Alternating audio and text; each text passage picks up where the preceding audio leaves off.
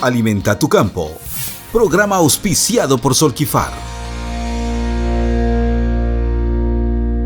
¿Cómo están, queridos amigos? Bienvenidos a este podcast Alimenta tu campo en Sky, el primer canal digital agropecuario de Bolivia. Hoy día tenemos un invitado de lujo. Realmente nosotros hemos contactado con Martín Díaz Zorita, profesor titular en producción de cereales y oleaginosas de la Universidad Nacional de La Pampa, investigador independiente del CONICET, el ingeniero agrónomo con maestría en ciencias agrícolas y doctorado en ciencias del suelo. Una amplia experiencia internacional en diseñar y promover prácticas de manejo de suelos. Por eso está con nosotros el doctor Martín Díaz Zorita. ¿Cómo está, Martín? Un placer tenerlo aquí en Alimenta tu Campo para toda Bolivia y gran parte de Latinoamérica. Estoy muy bien, gracias a ustedes, en particular a vos, por el contacto para tener esta posibilidad de compartir algunas de las experiencias y nuestros avances en alimentar el suelo y cuidar nuestros sistemas de producción. Muchísimas gracias, querido Martín. Ahí nosotros comentábamos hace un momento de que se está trabajando mucho hoy en la protección del suelo. Aquí los agropecuaristas, tanto en el área pecuaria como agrícola, están mirando mucho el hecho de poder conservar los suelos para sus hijos y para sus nietos, para que puedan continuar produciendo el alimento que todos necesitamos. Coméntenos un poco, por favor, en la experiencia de Argentina, en la experiencia de Martín Díaz, cómo ha venido sucediendo el manejo de los suelos a nivel Argentina. Bien, mira, el manejo de los suelos a nivel de Argentina, como en gran parte del mundo, tiene varios componentes. Primero, reconocer que el suelo es ese recurso que integra biología, parte mineral, es decir, partes físicas. Es un compuesto dinámico. En esa composición dinámica interactúa y acompaña a las especies, las plantas con las que están creciendo en ese suelo, y que al diseñar sistemas de producción agropecuarios, sea cual fuese el sistema que involucremos, tenerlo en cuenta como un socio ha ayudado, en primer lugar, a sostener los sistemas de producción y, en segundo lugar, a que ese sostenimiento se pueda extender en el tiempo, nos da sustentabilidad. Desde lo que es el suelo, acordarnos en nuestra experiencia que sostiene las raíces en un sistema poroso. Esos sistemas porosos o agujeros por donde crecen las raíces son los mismos que contienen el agua que la planta transpira, las mismas que contienen el oxígeno que las raíces respiran, y por lo tanto agua, oxígeno y su crecimiento están íntimamente ligados a la calidad de los suelos. Entonces, con solo diseñar sistemas que cuidan la capacidad de producir el presente en su máxima expresión, estamos cuidando el suelo para el futuro. Y ahí es un punto central, porque ¿cuál es la experiencia de Argentina? La experiencia argentina, como te decía, en otras partes del mundo, siempre empezando con prueba y error para encontrar los límites, pero con un sustento técnico importante, fue incorporando el valor de un pilar que es el manejo de las coberturas de los suelos. O sea, trabajar con un suelo sin cobertura, sin rastrojo, es perder mucho al aire, evaporar, y no cuidar el sistema poroso. Es decir, estamos exponiendo el suelo a erosión, estamos exponiendo el suelo a compactaciones. Para lograr esa cobertura, lo mejor es evitar moverlo. Entonces, en aquellos casos donde se podía mantener el sistema productivo, es decir, cultivos que se cosechan, haciendo siembra directa, fue un paso importante. Empezamos con la siembra directa para cuidar la erosión, para que el suelo no se vuele en la parte oeste, que no se pierda por tormentas y por lluvias intensas, más hacia la zona húmeda. Pero la siembra directa empezó como una herramienta de cuidado del suelo, pero también de cuidado de la capacidad productiva. Y todo eso se integra en otra variable que es muy importante, que es la nutrición, que son los nutrientes que el suelo va a administrar a un ritmo que no siempre coincide con el ritmo que nosotros como agricultores buscamos. Y ahí la integración de la fertilización pero principalmente pensando en el crecimiento de la planta, no tanto en el rendimiento de la planta, es lo que nos dio más sustentabilidad. ¿Por qué? Porque hacíamos cobertura, colonizábamos poros, transformábamos el agua en crecimiento y asegurábamos para las campañas siguientes más poros, más cobertura, además de mejores resultados productivos. Realmente nosotros entendemos muy bien, después de haber visitado algunos congresos ya de APRESID, de la Asociación Argentina de Productores de Siembra Directa, hemos estado en Rosario, también en Buenos Aires, el último que pasó, y en realidad hemos aprendido muchísimo de la forma como Argentina ha venido protegiendo y cuidando su suelo. Pero también es muy importante, por favor, hablar del tema de la nutrición de cultivo y toda esta fertilización que se le da a esos cultivos con un buen manejo para que sean obviamente óptimos en su rendimiento. Coméntenos un poco, por favor, en la experiencia argentina, cómo maneja el tema de la fertilización de base. Bien, la fertilización, un cambio muy importante es el reconocimiento que los cultivos cuando crecen, tienen que formar estructuras, esas estructuras requieren elementos, los elementos son nutrientes, y entonces el punto de partida de la estrategia de manejo de la fertilización es el diagnóstico, el análisis de suelo, la ambientación antes de tomar las muestras de suelo para poder identificar según cómo es la producción de cada sitio, cuáles serían los elementos que lo limitan. Y en Argentina aprendimos que había regiones naturalmente limitantes o con cantidades limitantes de algunos elementos, fósforo, nitrógeno, para algunos cultivos, principalmente cereales, luego lo vimos con soja, y que en la medida que buscábamos explorar en forma más eficiente nuestros sistemas agrícolas, encontrábamos otros elementos, azufre, zinc, boro, en alguna costa hacia el este, potasio, pero todo eso del aprendizaje viene de la mano del análisis del suelo. Entonces, el diagnóstico y el reconocimiento de niveles críticos y junto con esos niveles críticos la oportunidad de corrección, recién ahí empezamos a hablar de fertilización. Y cuando hablamos de fertilización, el poner en práctica las 4 prácticas recomendadas, las mejores decisiones para el uso responsable de fertilizantes, parten primero de reconocer que necesitamos un fertilizante, una sal que aporte un elemento en forma directa, por lo cual la elección del fertilizante es clave, tal que dé la respuesta que nosotros queremos en el nutriente. Y luego definir si lo vamos a incorporar en superficie, si va a ir al suelo, si va a estar aplicado antes de la siembra o después de la siembra, o sea, el lugar, el momento, y finalmente la corrección de la dosis, que la cantidad va a variar de acuerdo al sitio, la expectativa de producción, la relación insumo-producto, la estrategia del productor.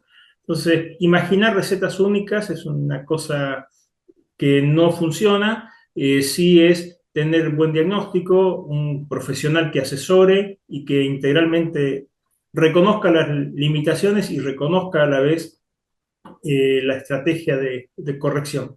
Y volver a alimentar el circuito. Lo que hice bien el año pasado, posiblemente este año requiera ser revisado. Y ahí es algo que estamos todavía aprendiendo. Todavía tenemos muy alta proporción de casos que repiten y pocos que incorporan nuevas alternativas, pero eso va mejorando al punto que la fertilización y el manejo responsable de los fertilizantes está creciendo. Gracias. Doctor, ¿los suelos van cambiando sus necesidades en el transcurso de los tiempos? ¿Eso es según el desgaste que tienen o es según la cantidad de cultivos o el monocultivo? ¿Por qué es que cambia y varía tanto en los requerimientos del suelo? Coméntenos un poquito. Muy buena tu pregunta porque tiene varias interpretaciones. Quizá cambiamos más rápido nosotros como productores que los suelos como proveedores de nutrientes. Incorporamos rápidamente tecnologías para mejorar la producción. Cuando hablamos de hablar de producción, estamos hablando de crecimiento.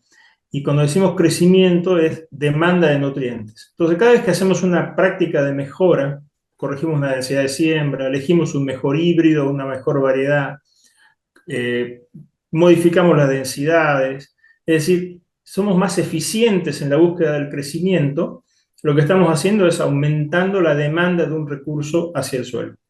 Por otro lado, esa demanda, en general, cuando uno interviene con un cultivo, está interviniendo con una decisión que es mejoradora de la condición original, por lo cual los suelos necesitan acostumbrarse a esta nueva demanda en cuanto a la oferta, la disponibilidad de los elementos, y se encuentran superados. Al encontrarse superados, los balances de cualquiera de los elementos tiende a ser negativo, y eso conduce a tener menor disponibilidad inmediata y acumulada en el tiempo de mayor magnitud de esos elementos que estamos extrayendo. Entonces hay un poco de las dos cosas. Los suelos no es que se desgasten, sino que llegan a capacidades de entrega de nutrientes que empiezan a ser limitantes para los cultivos, y nosotros como agricultores siempre buscamos adaptar, y nos adaptamos, el mejoramiento genético es ese propósito, a superar algunas limitaciones. Justamente la única que no podemos superar por mejoramiento genético es la eficiencia de uso de los nutrientes. Lo que hacemos es ser más eficientes en extraerlos, pero no necesariamente producir más con menos. Por eso vemos esa conjunción de las dos cosas. Hoy es más frecuente encontrar sitios con faltas de nutrientes que lo que era años atrás, porque tenemos mayor exigencia, tenemos más información para poder detectarla, y además los suelos están en un equilibrio que es desfavorable, ellos no pueden cambiar. Perfecto, muchísimas gracias, doctor. Muy didáctica la respuesta. Ahí es que nosotros queremos transportar un poco las preguntas que se hacen normalmente los agricultores en campo, y una de ellas, una gran pregunta, porque recientemente se está hablando mucho de transgénicos hoy ya en Bolivia, a pesar de que teníamos solamente un evento aprobado que era la resistencia al glifosato, pero se está hablando también de nuevos eventos. Y la pregunta que se hace el agricultor ¿es posible que al sembrar estos eventos transgénicos yo pueda hacerle más daño a mi suelo que sembrando cultivos convencionales?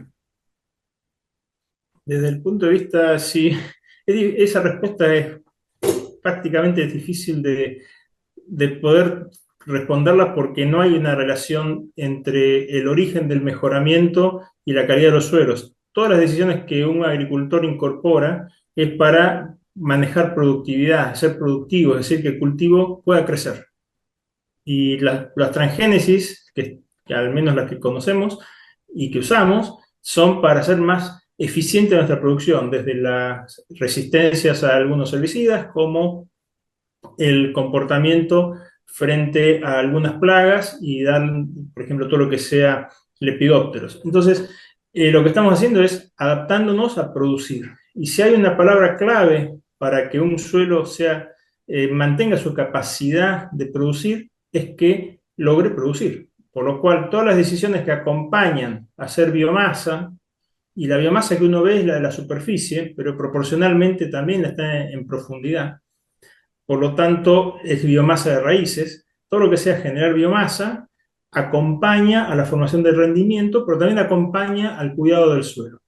De ahí que eh, corramos de la conversación a la transgénesis y pongamos las decisiones de densidad de siembra, manejo de la fertilización, elección de genotipos adaptados, ajuste de fechas de siembra, rotaciones. Son todas decisiones que el agricultor prioriza para ser productivo. Son todas decisiones positivas para el suelo. ¿Por qué? Porque está priorizando crecer raíces, mantener el sistema poroso vivo, generar coberturas, generar, por lo tanto, una condición de transpiración y más que de evaporación, proteger del impacto de la gota de lluvia. Ustedes en Bolivia tienen muchos problemas asociados a suelos limosos que tienden a compactarse con facilidad, y la presencia de materia orgánica mezclada en los primeros centímetros del suelo e íntimamente estructurada en el suelo hace que el sistema poroso sea más resistente y tenga mejor capacidad de tolerar el estrés. El estrés es una presión, una ruptura brusca de una condición de difícil recuperación. Entonces, transgénesis sí o transgénesis no, lo importante es producción. La sustentabilidad se basa en producir. Muy clara la respuesta.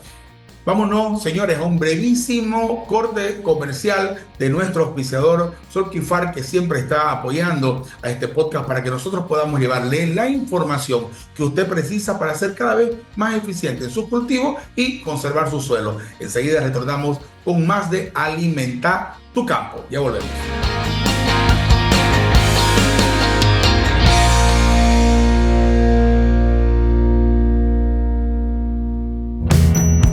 HIT 90, ácido gibberélico al 90%, hormona que promueve el crecimiento y el desarrollo de las plantas. Bastante bueno, se ven los resultados en campo. Hormona de crecimiento de efecto fisiológico y morfológico. Efecto inmediato en la elongación celular. Refuerza la dominancia apical, estimulando así la floración. Estimula el rompimiento de la dormancia en semilla. Aplique HIT 90 y obtenga mejores resultados. También les acompaña el precio. Es muy buen producto. Está en nuestro stock de hormonas y es un producto estrella de Solquifar para Zipagro. Mayormente utilizamos para todos los cultivos que son de vaina, ¿no? Tenemos la confianza plena en Solquifar. Contacto 713-62-517. Solquifar, soluciones químicas.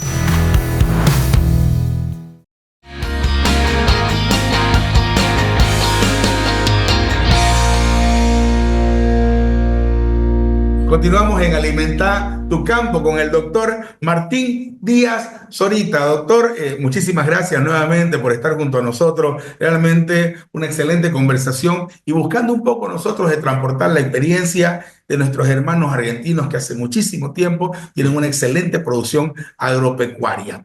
Doctor, nosotros siempre nos preguntamos, por ejemplo, en el tema de cómo debemos recuperar nuestro suelo. ¿Es mejor de repente incorporar mayor cantidad de productos biológicos, trichoderma, o debemos tener unos cultivos que nos permitan airear mucho más nuestro suelo, como un sorgo con raíces profundas? ¿O cuál sería de repente la mejor forma o la mejor técnica para recuperar nuestro suelo cuando ya los tenemos quizás un poco cansados, si es que vale el término? Bien, es un término que todos entendemos. Un suelo cansado es un suelo que agotado, que está entregando actividad biológica y actividad físico-química por debajo de su potencial. El punto, primero, que no hay una recomendación única. Sí es único que la búsqueda de la productividad es clave, porque la salud de un suelo se basa principalmente en su actividad biológica. Esa actividad biológica ocurre mayormente en los primeros centímetros, donde predominan raíces, predomina materia orgánica y hay cobertura, cual el primer paso no es qué le incorporo al suelo, sino cómo hago mi mejor decisión productiva. Y acá no hay receta, porque aquel que tiene un sistema con interacción ganadera tiene una paleta de oportunidades diferente que aquel que no lo tiene, y como la sustentabilidad se basa en varios pilares, un pilar es el suelo, el ambiente y la condición ecológica de la producción, es decir, todo lo que hacen los recursos desde la naturaleza. La otra parte es su vínculo con la sociedad, es decir, hacer la toma de las decisiones en un marco de respeto tanto hacia el productor como hacia el consumidor. Y el tercer elemento es el sustento económico, o sea, hay un para qué hago esta actividad agropecuaria en mi establecimiento. Entonces, en ese triángulo, cómo nos vamos a mover y cuáles son las prioridades van a ir variando. Sí, reconocemos que los tres ganan cuando hay producción. ¿Por qué? Porque la mejora en la producción va a ser un efecto directo sobre la rentabilidad, directo sobre el trabajo y directo y positivo siempre sobre el trabajo y directo y positivo sobre la construcción de suelo. Decimos que cuando hablamos de agricultura o de decisiones agropecuarias en ambientes complejos, de margen, frágiles, los cultivos tienen que crear ambiente. tienen que construir ambiente. Esa construcción de ambiente es propio del cultivo. ¿Y cómo construimos ambiente? Dándole condiciones de producción. Si para esas condiciones de producción requerimos fertilizar, pues usemos fertilizantes. Si encontramos que hay oportunidades de complemento con tecnologías de origen biológico, pues usemos las tecnologías de origen biológico. Y si para esa construcción encontramos que hay que modificar densidades de siembra, y esto es importantísimo, pensar en la creación del ambiente en el suelo y después en el resultado productivo, pues tendríamos que hacer los ajustes pensando en el suelo de las densidades de siembra. Y lo remarco porque muchas de estas regiones de margen o complejas tendemos a imaginar que el fertilizante, la cantidad de individuos de las plantas o las tecnologías asociadas a la producción son costos, y en realidad son inversiones que tienen un impacto de muy largo plazo, que si sucesivamente las vamos dejando porque un año no es oportunidad, el segundo es de riesgo, el tercero me resulta complejo su implementación, lo que estamos haciendo es deteriorando el suelo y en definitiva el recurso que une a las tres patas de la sustentabilidad, que es oferta de recursos, trabajo y renta. Perfecto. Vale decir entonces, doctor, que cuando nosotros hacemos una inversión en fertilizante, de repente la planta absorbe todo lo que tiene que absorber, pero también dejamos esos fertilizantes para disponerlos en el momento en el que el próximo cultivo lo requiera. Posiblemente no el nutriente que ustedes están aportando con el fertilizante, pero sí lo que están haciendo es asegurar que el crecimiento de ese cultivo fertilizado exprese su máxima capacidad de exploración del suelo y por lo tanto haya mayor proporción de poros cuidados y preparados para recibir agua, administrar oxígeno y nutrientes en el cultivo que le sigue. Y a la vez, esa generación de biomasa, de materia seca, rastrojo, es la que nos va a ayudar a generar más actividad biológica y mucho más protección para cultivos siguientes. Hay un trabajo que hicimos hace unos años de secuencias de más de 14 años de remoción de residuos en superficie o de construcción de residuos en superficie, y lo que vimos es que ese cambio minúsculo, a veces imperceptible, de cobertura, cuando tenemos más cobertura del suelo, es decir, produjimos un poquito más, permitía aumentar la infiltración, la cantidad de agua que se mueve en el suelo, prácticamente por 5. Es decir, que teníamos 5 veces más poros preparados para incorporar agua, transportarla, administrarla, y por lo tanto teníamos 5 veces más posibilidades de mejorar el cultivo a futuro. Y eso está asociado por solamente una pelucita de suelo, que es la cobertura. Fantástico, fantástico. Realmente muy claro. Doctor, lamento, por ejemplo, tener que admitir yo de que gran parte de nuestros productores agrícolas actualmente continúan haciendo esas prácticas de repente ancestrales de utilizar la rastra, el romplao, remover los suelos y tener que, ellos buscan tener un suelo más sueltito, deshacer los terrones para poder entrar a la siembra. Coméntenos, ¿cuál es la situación del suelo con estas prácticas? Bien, cuando hacemos una labor, lo que estamos haciendo es incorporando una fuerza de energía muy grande para romper ciertas estructuras que son en algunos casos duras y que aparentemente nos están limitando para crecer. Principalmente cuando imaginamos que la oferta de agua es limitante, entonces al tener un suelo más blando, las raíces podrían crecer mejor y podríamos tener una mejor condición de producción porque incluso mineralizamos, es decir, se libera materia orgánica que se quema más rápido. ¿Cuáles son las consecuencias? La principal consecuencia es el quemado de la energía del suelo, la materia orgánica, que lo debilita y ante la presión, la rueda de un tractor, una lluvia intensa, el tránsito sobre el cultivo, la cosecha, va a generar que el suelo tenga menor capacidad de tolerar ese esfuerzo y por lo tanto los poros empiecen a colmatarse, es decir, a taparse. Y eso es un inicio de un problema, no digamos sin fin, pero que se va a ir espiralando en forma negativa.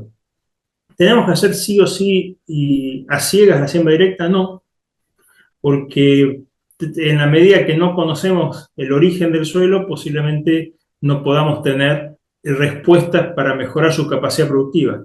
Pero la FAO mismo, en sus recomendaciones de manejo sustentable y de agricultura de conservación, pone 3 postulados que son máximas importantes. La primera es producir bajo cobertura, hacer todos los esfuerzos para tener cobertura del suelo. El segundo está asociado a la diversidad de especies. Esa diversidad de especies busca principalmente que haya mucha exploración de raíces, que haya diversificación de manejo de condiciones de aprovechamiento de los recursos.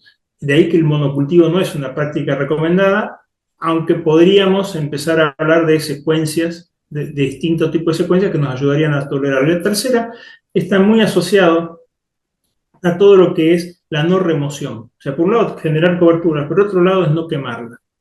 Cuando evitamos quemar cobertura, quemar significa oxigenar demasiado el suelo, eso es un punto grave, por lo cual el suelo rápidamente se deteriora y muy lentamente se recupera. Gracias, doctor. Ahí nosotros tenemos también algunas zonas productivas que llamamos la chiquitanía y tenemos la agricultura de las pampas que se está iniciando a practicar en el norte de Bolivia, como el departamento del Beni, con casi 6 millones que están ahí libres para poder iniciar recién la agricultura, porque han sido pampas que toda la vida fueron utilizadas para ganadería. Y los suelos definitivamente tienen un pH no aceptable para poder hacer agricultura, y ahí tienen que incorporar calcáreo o dolomítico o calcítico.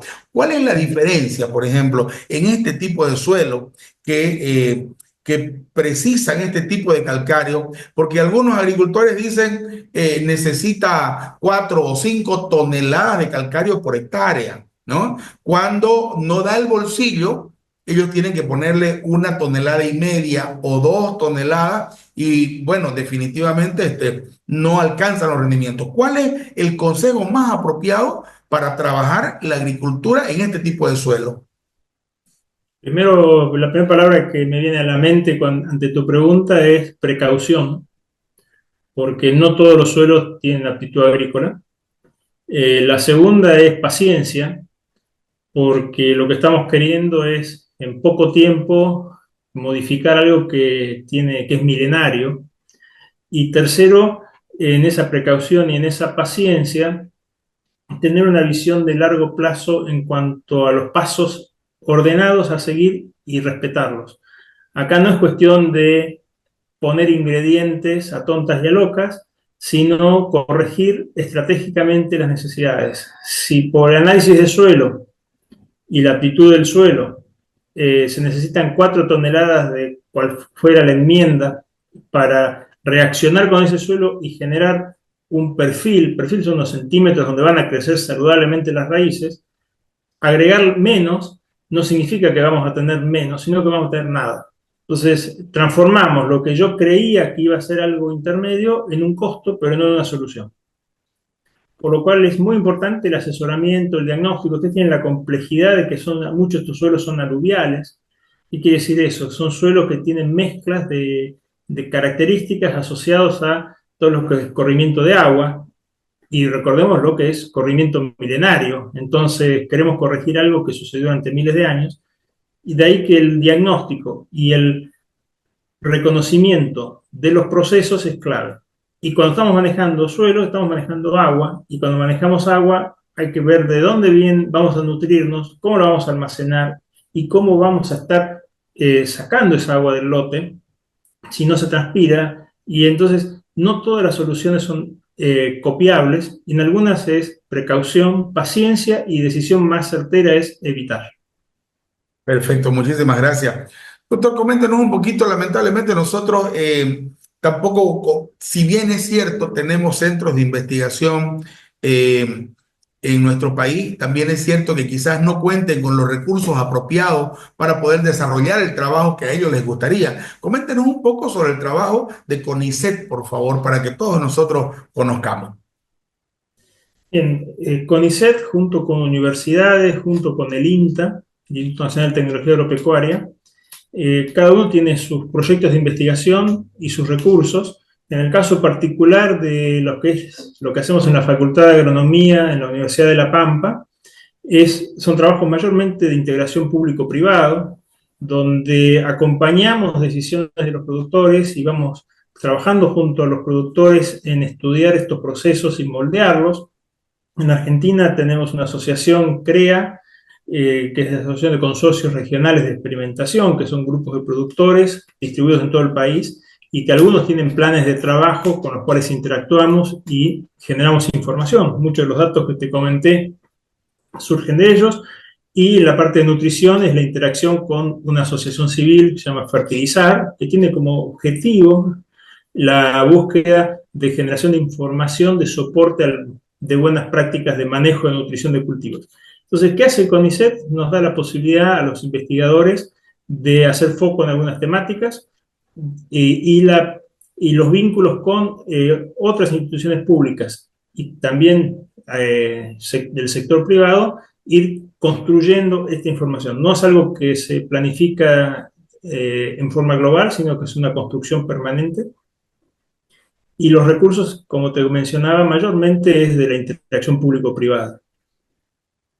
Espectacular, gracias, doctor. Realmente nos gustaría continuar haciéndole muchas preguntas más porque realmente han sido muy didácticas sus respuestas, muy agradecidos por su tiempo, por su predisposición a la llamada de nuestro equipo y de repente el saludo para toda la gente, los agricultores, los productores bolivianos y esperamos tenerlo pronto, doctor. Le comento que se va a desarrollar en el 2025 el Congreso Latinoamericano de Suelos, donde es sede Santa Cruz, Bolivia, así que esperamos tenerlo por acá ya para poder conocerlo y estrechar su mano. Muchísimas gracias, doctor, por su tiempo y el saludo para todos los productores y los técnicos agropecuarios en nuestro cono sur.